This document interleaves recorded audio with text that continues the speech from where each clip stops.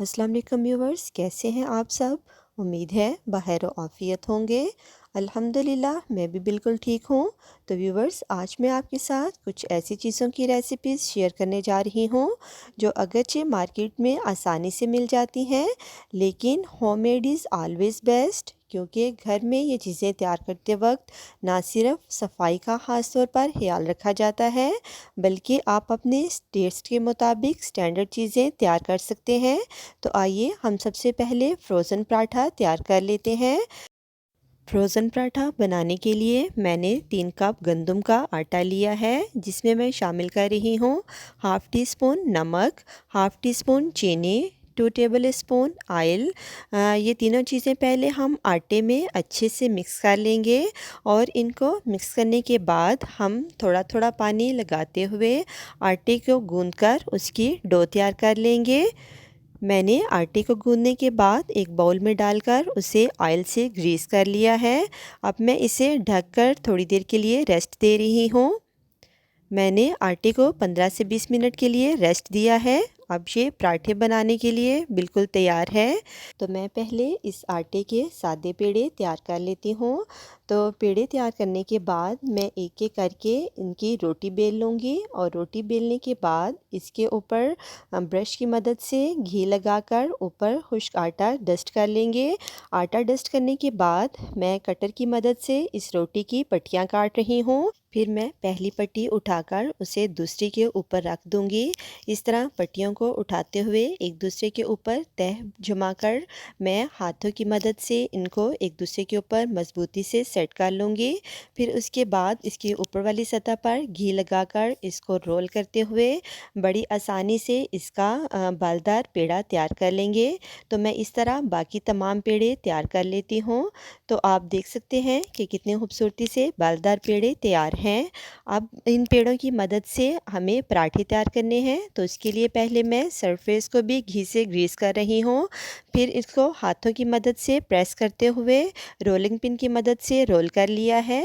अब ये हमारा पराठा जो है वो फ्रीज़ करने के लिए तैयार है। आप अगर चाहें तो ऐसे ही पराठे को किसी भी प्लास्टिक शीट में रैप करके फ्रीज़ कर सकते हैं।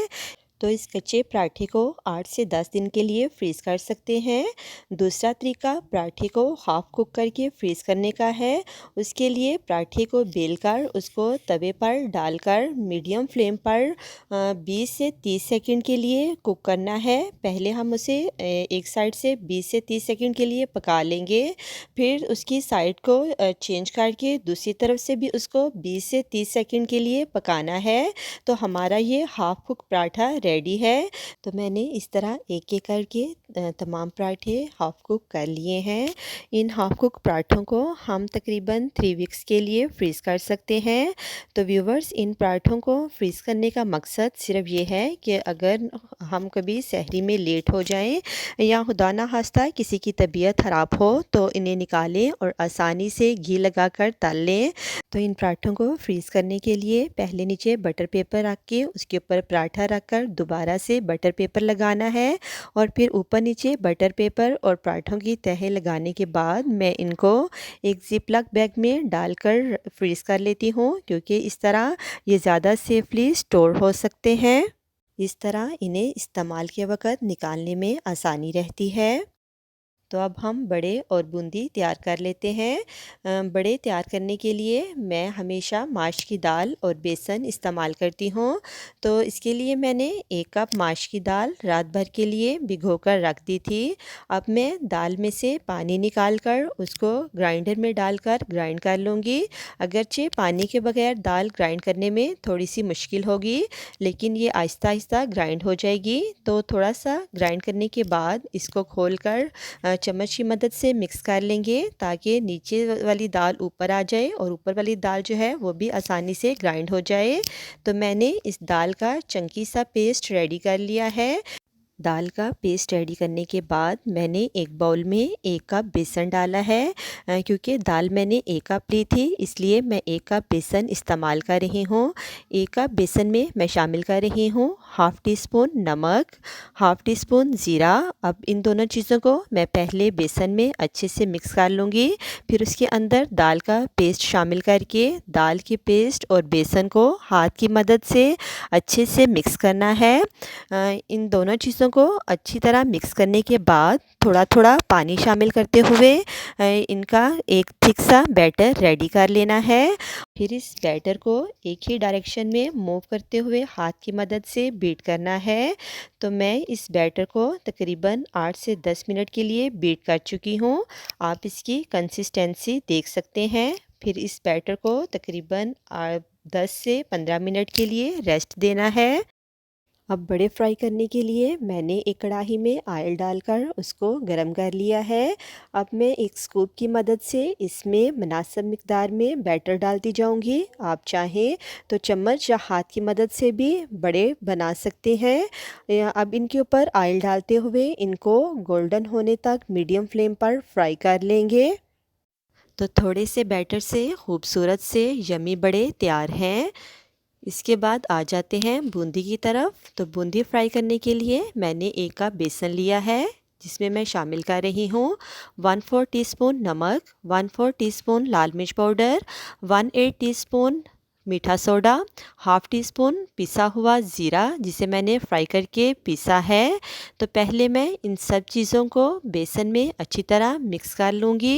इन सब चीज़ों को मिक्स करने के बाद थोड़ा थोड़ा पानी शामिल करते हुए मैं इस बेसन का भी थिक सा बैटर रेडी कर लूँगी। तो इस बैटर को मिक्स करने के बाद आप इसकी कंसिस्टेंसी देख सकते हैं। अब इस बैटर को भी एक ही मूव में हाथ को हरकत देते हुए अच्छे से बीट करना है। तो इसको बीट करने के बाद मैं थोड़ी देर के लिए रेस्ट दे लूँगी। थोड़ी देर रेस्ट देने की वजह से हमारा ये फ्लफ़ी बैटर थोड़ा और थिक हो गया है। तो अब इनसे बूंदी फ्राई करने के लिए मैंने ऑयल को फिर से गरम कर लिया है।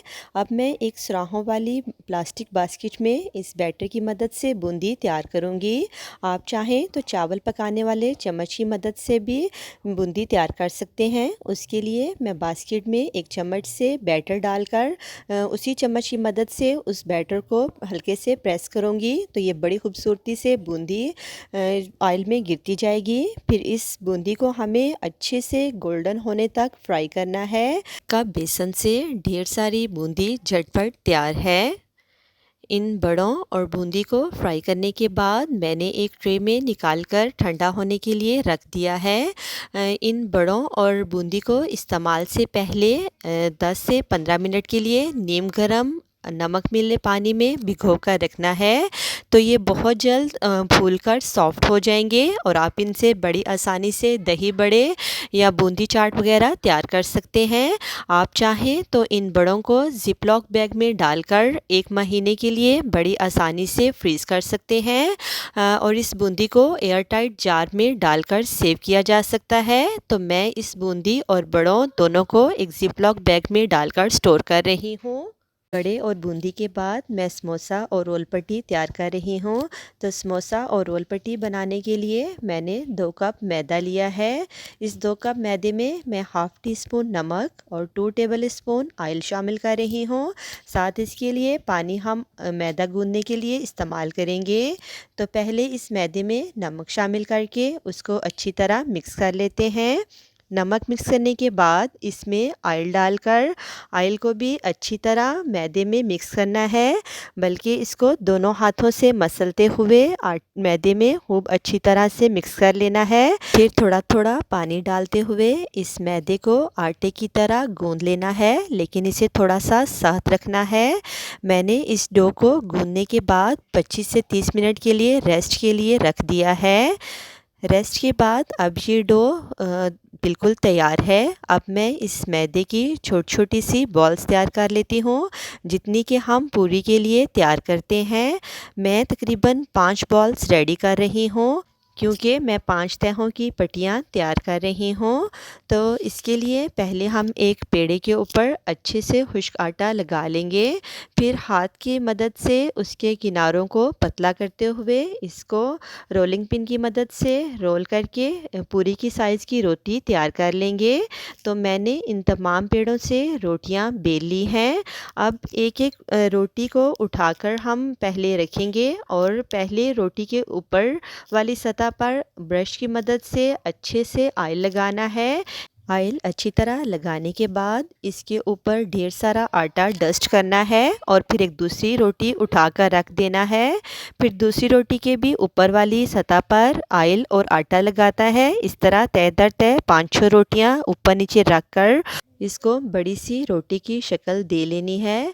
तो बड़ी सी रोटी बेलने के बाद हमें इसको पकाना है। तो इस रोटी को पकाने के लिए पहले मीडियम फ्लेम पर हमें तवे को इतना गर्म करना है कि इसकी हरारत ऊपर से भी महसूस की जा सके। फिर इस रोटी को बड़े आराम से उठाकर तवे पर डाल देना है और तकरीबन 20 से 30 सेकंड के लिए एक साइड से पकाकर इसको उलटकर दूसरी साइड से भी 20 से 30 सेकंड के लिए पका लेना है। दूसरी साइड से पकाने के बाद इसको फिर एक दफ़ा उल्टा लेना है। तो जब आप इसको पहली वाली सतह को ऊपर करेंगे तो रोटी की एक परत बड़ी आसानी से अलग हो जाएगी।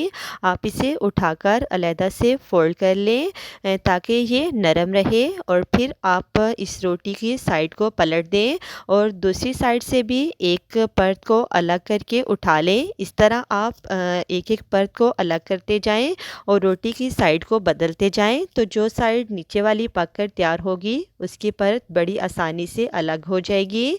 इस तरह मैंने तमाम परतें एक एक करके रेडी कर ली हैं। तो 1.5 से 2 मिनट में 5 परतें पककर तैयार हैं। अब मैं इन्हें ऊपर नीचे रखकर फोल्ड करके छुरी की मदद से काटकर इनको समोसा पट्टी और रोल पट्टी की शक्ल दे लेती हूँ। आप चाहें तो इन पट्टियों को समोसे के लिए, रोल बनाने के लिए या वॉन्टन बनाने के लिए जिस भी शक्ल में चाहें इस्तेमाल कर सकते हैं और जितने भी साइज़ में चाहें इनकी कटिंग कर सकते हैं। तो मैंने इन पट्टियों को समोसा और रोल पट्टी की शक्ल में काट लिया है। अब आप चाहें तो इन पट्टियों की मदद से समोसे और रोल तैयार करके भी इनको फ्रीज़ किया जा सकता है या इन्हीं पट्टियों को ऐसे ही ज़िपलॉक बैग में डालकर फ्रीज़ कर सकते हैं। अब मैं इन पट्टियों को एक ही ज़िपलॉक बैग में डालकर फ्रीज़ कर रही हूँ और इसके साथ साथ जो अज़ाफ़ी पट्टियाँ कटिंग से उतरी थी उन्हें भी मैंने एक ज़िपलॉक बैग में डालकर पापड़ी के लिए स्टोर कर लिया है। समोसा और रोल पट्टी के बाद कटोरी और पापड़ी बना लेते हैं। तो उसके लिए मैंने 1 कप मैदे में 1/4 टीस्पून नमक और 1 टेबलस्पून ऑयल शामिल करके आटा गूंद लिया है। तो इस गूंदे हुए मैदे को कटोरी की शक्ल देने के लिए हम स्टील की कटोरी इस्तेमाल करेंगे। तो मैं पहले इस गूंदे हुए मैदे से छोटी छोटी रोटियां बेल लेती हूँ और रोटी को बेलने के बाद फोक की मदद से उसके ऊपर सुराख कर लेंगे ताकि फ्राई के दौरान ये कटोरियाँ फूले नहीं। फिर रोटी बेलने के बाद ये स्टील की कटोरी इसके ऊपर रखकर इस मैदे की रोटी को इसके साथ अच्छे से चिपका लेंगे और अंदर से अज़ाफ़ी मैदे को छुरी की मदद से काट कर अलग कर लेंगे जिसे बाद में हम पापड़ी बनाने के लिए इस्तेमाल करेंगे। फिर अच्छे से मैदे को इस कटोरी पर जमाते हुए ऑयल गरम करके उसमें डालेंगे और चम्मच की मदद से ऑयल हम इस कटोरी के अंदर डालते जाएंगे। तो ये मैदा बड़ी आसानी से कटोरी से अलग होना शुरू हो जाएगा जिसे चिमटे की मदद से कटोरी को बाहर निकाल लेंगे और फिर इस कटोरी को ऑयल में अच्छे से गोल्डन होने तक फ्राई कर लेंगे। तो हमारी ये कटोरी चाट बनाने के लिए तैयार है और जो मैदा मैंने कटोरी में से निकाला था उसे बेलकर मैंने उसकी पापड़ी तैयार कर ली है। अब इस पापड़ी को भी ऑयल में ब्राउन करके अच्छे से फ्राई कर लेंगे। तो एक ही मैदे से मैंने कटोरी और पापड़ी फ्राई करके तैयार कर ली हैं। तो आप इस कटोरी और पापड़ी को तैयार करके 8 से 10 दिन के लिए स्टोर कर सकते हैं। तो व्यूवर्स, ये थी मेरी आज की रमज़ान की कुछ प्रेपरेशंस जो मैंने आपके साथ शेयर की हैं। उम्मीद है कि पहली वीडियो की तरह आपको मेरी ये वीडियो भी बहुत पसंद आई होगी। तो आप मेरी इन तमाम रेसिपीज़ को ज़रूर फॉलो करें और इन्हें पहले ही तैयार करके ना सिर्फ अपने लिए रमज़ान में आसानी पैदा करें बल्कि दूसरों को भी शेयर करें। तो अपनी अगली वीडियो तक के लिए मैं आपसे इजाज़त चाहूँगी। अपना बहुत सा ख्याल रखिएगा। अल्लाह हाफ़िज़।